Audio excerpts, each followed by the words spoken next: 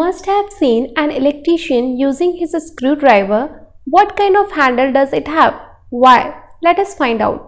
तो आपने भी अपने घरों में कई बार इलेक्ट्रीशियन को बुलाया होगा या आप खुद भी यूज़ करते होंगे। आपके घर में एक स्क्रू ड्राइवर होता है, ठीक है, जैसे आप देख रहे हो ना। स्क्रू ड्राइवर का जो नीचे का हिस्सा होता है वो मेटल का बना रहता है, क्योंकि वो स्ट्रॉन्ग होना चाहिए, स्क्रू ड्राइवर का काम है।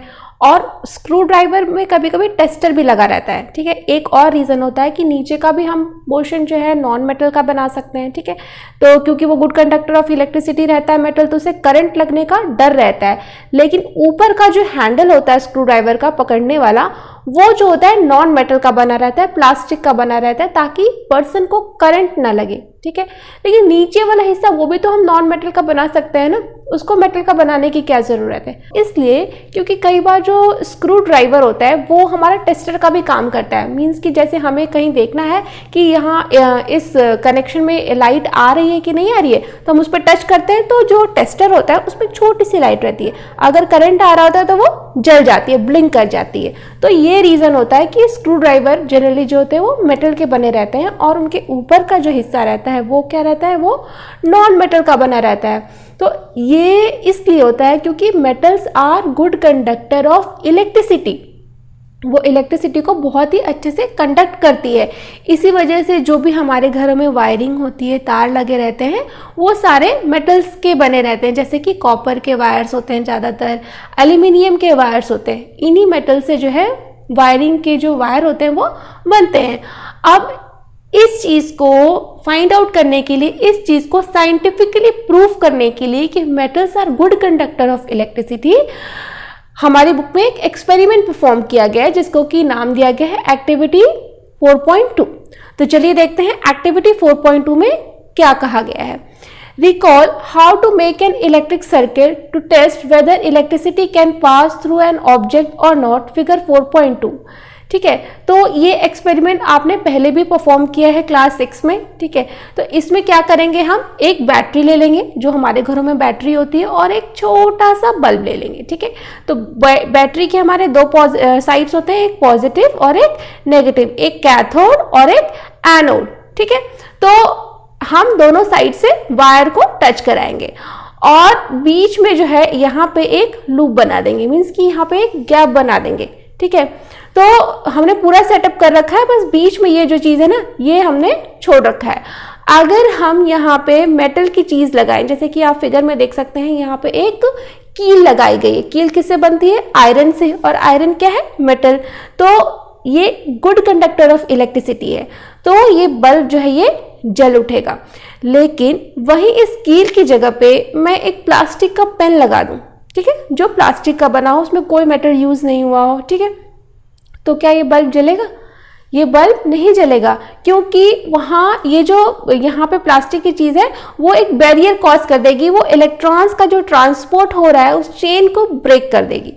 तो मेटल्स, इस तरह से आपने देखा कि metals are good conductor of electricity, और नॉन मेटल्स जो होते हैं वो गुड कंडक्टर ऑफ इलेक्ट्रिसिटी नहीं होते हैं। तो ये भी एक फिजिकल जो है कैरेक्टरिस्टिक है मेटल्स की कि they conduct electricity. Activity with various objects in class 6, तो ये एक्सपेरिमेंट आपने 6 में भी किया होगा क्लास में। Now repeat the activity with the materials mention in table 4.3। Observe and group these materials into good conductors and poor conductors. तो जैसे हमने देखा, अभी डिस्कस किया, जो हमारी कील थी उसकी जगह पे हम ये चीज़ रखेंगे, ठीक है। तो फिर हम देखेंगे कि क्या होता है, कौन इलेक्ट्रिसिटी को कंडक्ट करता है और कौन इलेक्ट्रिसिटी को कंडक्ट नहीं कर पाता है। तो जैसे कि फर्स्ट केस में हम क्या रखेंगे, आयरन। तो अगर हम फर्स्ट केस में आयरन रख रहे हैं तो आयरन से हमारी इलेक्ट्रिसिटी कंडक्ट हुई, तो हम सी लिख देंगे कि गुड कंडक्टर ऑफ इलेक्ट्रिसिटी है। सल्फर, अब सल्फर तो इलेक्ट्रिसिटी कंडक्ट नहीं करता है, क्योंकि सल्फर एक नॉन मेटल है, ठीक है, उसके अंदर से इलेक्ट्रॉन्स का ट्रांसपोर्ट नहीं हो सकता है, तो sulphur is a non conductor of electricity, ठीक है।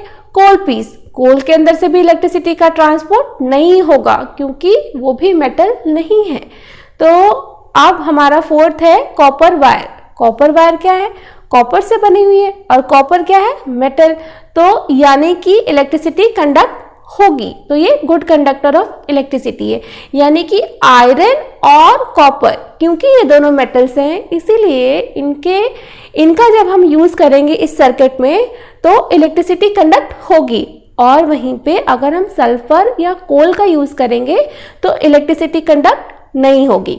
ठीक है, observe that iron rod, nail and copper wire are good conductors while rolled sulfur piece and coal piece are poor conductors। तो जैसा हमने अभी डिस्कस किया, क्योंकि ये सारे मेटल्स हैं इसीलिए they are good conductors of electricity, और जो नॉन मेटल्स हैं they are bad conductors of electricity, वो इलेक्ट्रिसिटी को कंडक्ट नहीं करेंगे।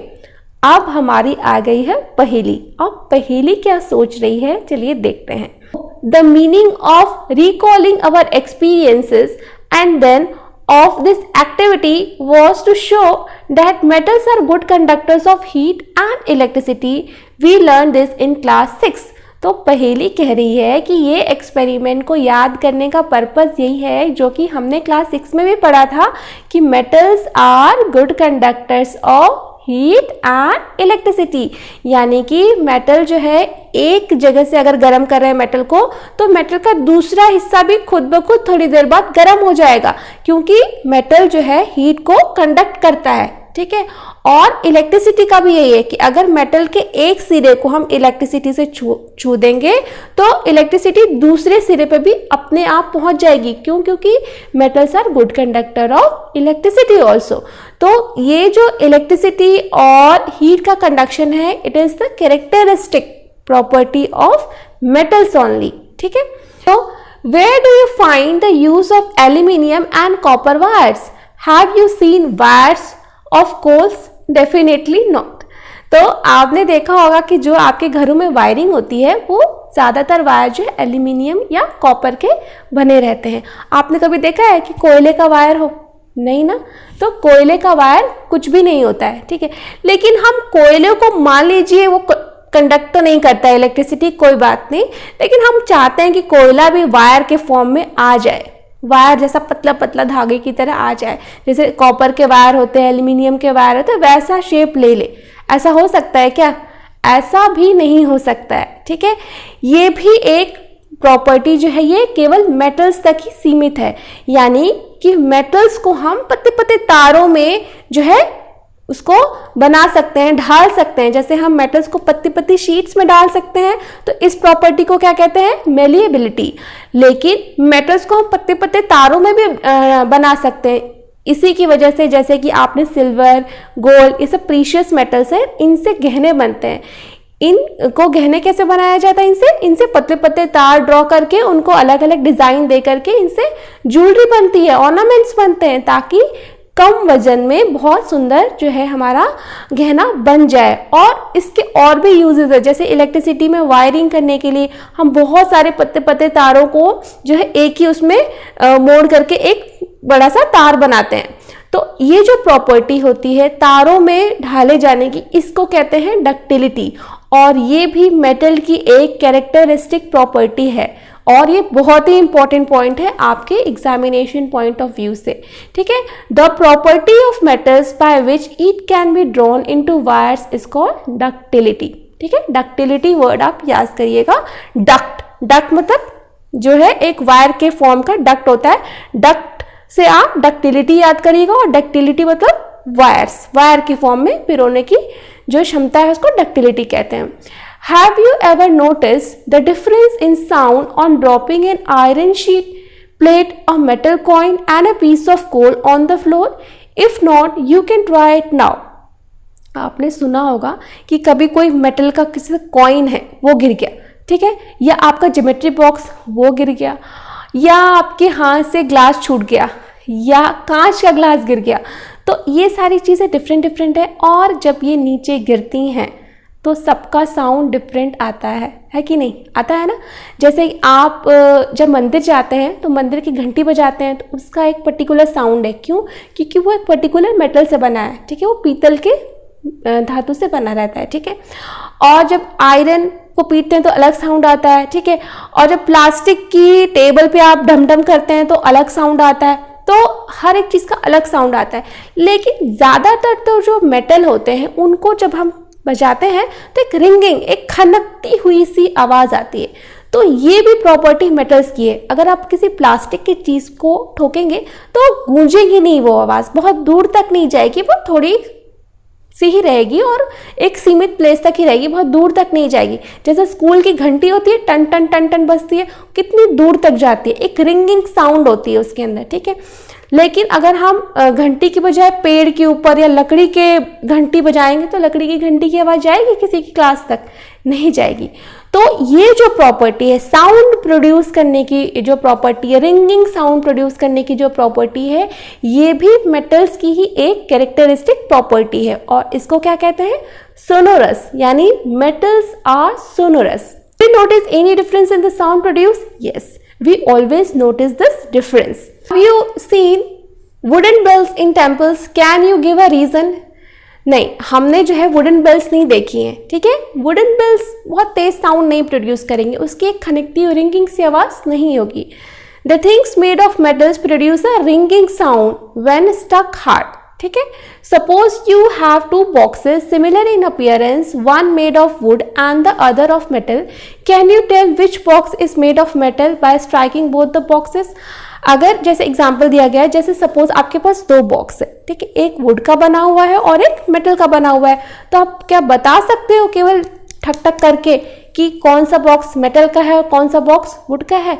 यस, आप बता सकते हो, क्योंकि अगर आप मेटल के बॉक्स को जब आप खटखटाओगे, ठोकोगे, तो वो एक खनकती हुई सी आवाज़ प्रोड्यूस करेगा, रिंगिंग साउंड प्रोड्यूस करेगा, ठीक है, टन टन की आवाज़ प्रोड्यूस करेगा। जबकि अगर आप लकड़ी के बक्से पे ठोकेंगे तो वो बहुत ज़्यादा बहुत दूर तक साउंड जाने वाला नहीं होगा, वो बहुत डल सा साउंड होगा। These metals produce ringing sounds. They are said to be sonorous.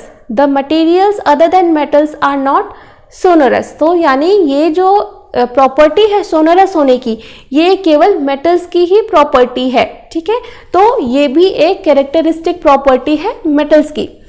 After performing the above activities, we can say that some materials are hard, lustrous, malleable, ductile, sonorous and good conductors of heat and electricity.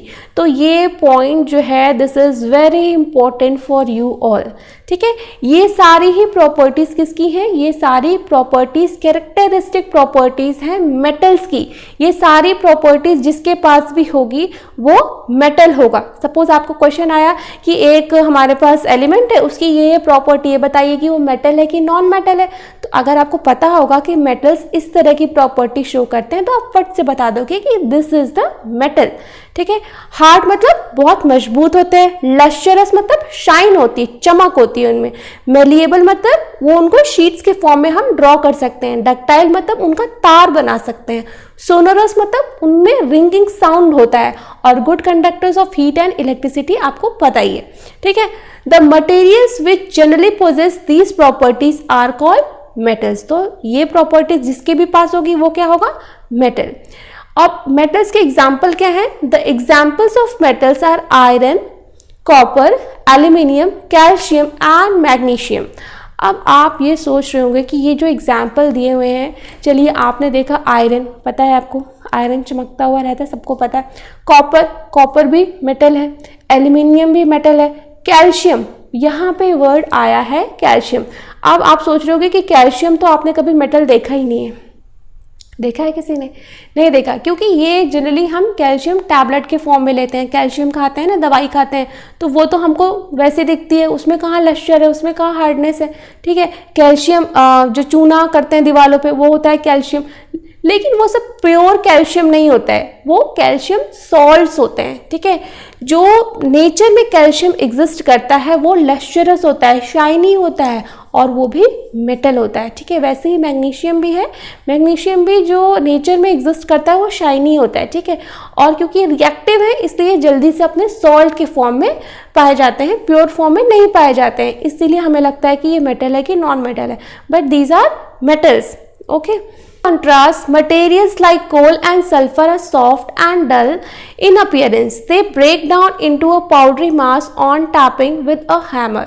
तो इसकी बजाय जैसे कि हमने देखा है सारे metals हैं, वहीं पे क्या है, कोल, सल्फर जो तो सॉफ्ट होते हैं, थोड़े डल होते हैं, उनमें शाइन नहीं होती, और अगर हम उनको हथौड़े से मारेंगे तो वो टुकड़ों में टूट जाएंगे, चकनाचूर हो जाएंगे, ठीक है। दे आर नॉट सोनोरस, और उनको पीटने से कोई भी साउंड, रिंगिंग साउंड भी नहीं आएगी, सोनोरस नहीं है, ठीक है।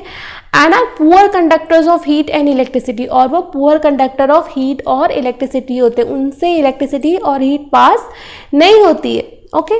These materials are called non metals, और इन मटेरियल्स को क्या कहते हैं, non metals. The examples of non metals are sulphur, carbon, oxygen, phosphorus.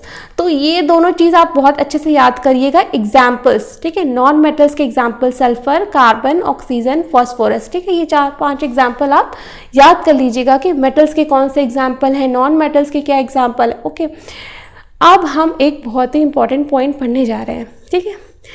देखिए क्या होता है, नेचर में बहुत सारी चीज़ें एग्जिस्ट करती हैं, तो 90% और 99% ऑफ द थिंग्स एक जैसी होती है, लेकिन कभी कभी क्योंकि नेचर है, नेचर में एक्सेप्शंस एग्जिस्ट करते हैं, लेकिन मोस्ट ऑफ द थिंग्स जो एक जैसी होती हैं, इसी वजह से हम उनका एक कैरेक्टरिस्टिक, उनको एक कैटेगरी में कर देते हैं, क्योंकि वो एक जैसी होती है, लेकिन उसमें कुछ एक्सेप्शंस भी होते हैं, और उन एक्सेप्शंस को भी हमें जानना चाहिए, याद रखना चाहिए, क्योंकि कई बार एग्जाम में एक्सेप्शंस वाली चीज़ें ही पूछी जाती हैं।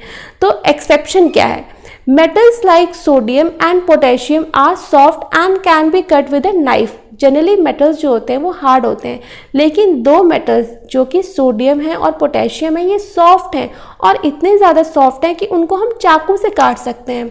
और ये दोनों ही मेटल्स जो होते हैं वो बहुत ज़्यादा जो है रिएक्टिव होते हैं, उनको इसीलिए हम कैरोसिन में डिप करके रखते हैं ताकि वो आग ना पकड़ ले, रखते हैं, जैसे वो ऑक्सीजन से रिएक्ट कर जाएंगे और आग लग जाएगी, इसीलिए इनको हम कैरोसिन में डिप करके रखते हैं। जनरली मेटल्स की क्या प्रॉपर्टी होती है, वो बहुत हार्ड होते हैं, बट ये दो मेटल्स जो हैं ये एक्सेप्शन है, और एक्सेप्शंस जो होते हैं वो बहुत इंपॉर्टेंट होते हैं एग्जामिनेशन पॉइंट ऑफ व्यू से, ठीक है। तो सोडियम और potassium they are soft metals, okay.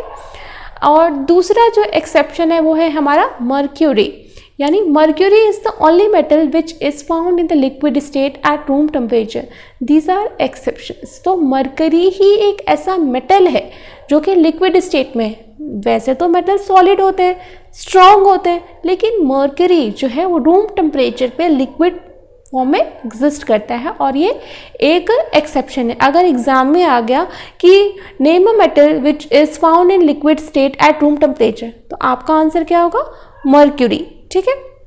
वैसे ही सोडियम और पोटेशियम भी सॉफ्ट मेटल्स के एग्जाम्पल हैं। सो आगे का जो लेक्चर है हम नेक्स्ट वीडियो में कवर करेंगे।